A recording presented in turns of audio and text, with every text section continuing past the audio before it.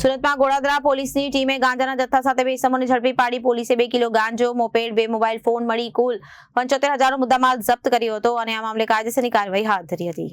મળતી માહિતી મુજબ સુરત શહેરમાં ગોળાદરા પોલીસની ટીમે દેવત 4 રસ્તા પાસે પોલીસ નાકા પોઈન્ટ પરથી મોપેડ પર જતા અમન ગોપાલ સિંહ, વિક્કી શિવકુમાર યાદવને ઝડપી પાડ્યા હતા। પોલીસે આરોપી પાસેથી 20,000ની કિંમતનો 2 કિલો ગાંજો, 2 મોબાઈલ ફોન અને 45,000 મળી કુલ 75,000નો મુદ્દામાલ જપ્ત કર્યો હતો।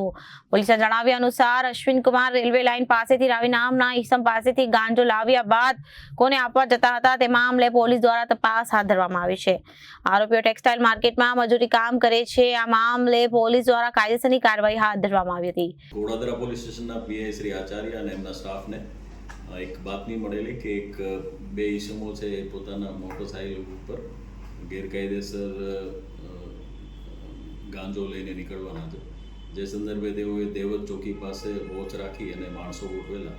જે સંદર્ભે જે બાતમીવાળું વર્ણનવાળું મોટરસાઇકલ સ્કૂટી નીકળતા તેઓને ચેક કરતા એમાંથી બે ઈસમોના કબજામાંથી 2 કિલો જેટલો ગાંજો મળેલો છે, જેની અંદાજે કિંમત 20,000 અને એમની પાસેથી 2 મોબાઈલ અને જુપિટર સ્કૂટી એ સાથે 75,000નો મુદ્દામાલ પોલીસ દ્વારા કબજે કરવામાં આવેલો છે।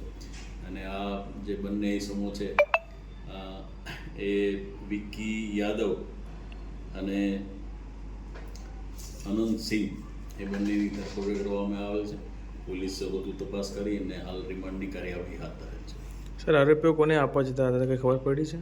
આરોપી એ હજી આ તપાસ પોલીસ કરી રહી છે। રિમાન્ડ દરમિયાન ખ્યાલ આવશે કે આરોપી એકચ્યુઅલ કઈ બાજુ ને કોને આપવા માટે લઈ જતા હતા। જે એમનો જે એમને મેળવેલો એ અશ્વિની કુમાર પટેલની જે રેલવે લાઇન છે ત્યાંથી રવિ નામના એક ઈસમ પાસેથી મુદ્દામાલ મેળવેલાનો હોવાનો હાલ હકીકત એવો પાસેથી જણાવ્યું। સર, ઝડપાયેલા આરોપી વિરુદ્ધ કોઈ ગુનાહિત ઇતિહાસ છે કે નહીં એની તપાસ થઈ? શું કહ્યું છે? આરોપીનો કોઈ ગુનાહિત ઇતિહાસ નથી। પોતે બંને ટેક્સટાઇલ માર્કેટમાં મજૂરીનું કામ કરે। Bureau report Janadesh news.